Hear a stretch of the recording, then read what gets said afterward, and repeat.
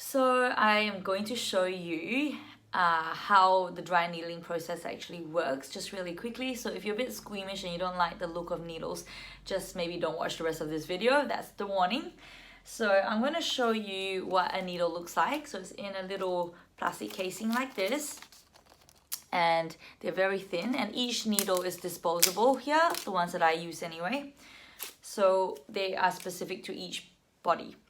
So once you've got the needle there, they come in this white plastic guide tube, and then there's a little handle on it, the thicker part of metal, and then this very, very, very thin shaft of needles. Okay, so it's usually about 1/4 of a millimeter thick.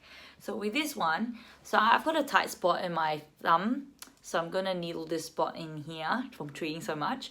So what we normally do is we position the needle at a spot that we want to release in the tight muscle and that pain receptor in it that's been sensitized, and then we position the guide tube just at that spot and then kind of tap it in.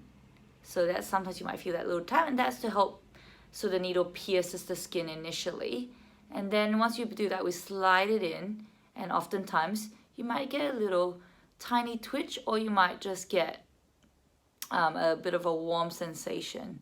But either way, once that twitch or that sensation, that pain sort of settles down, then we take it out. So it can be anywhere between a few seconds to leaving it in for a minute. We never normally leave it in for more than a minute. And then that's it. So often it doesn't even draw blood.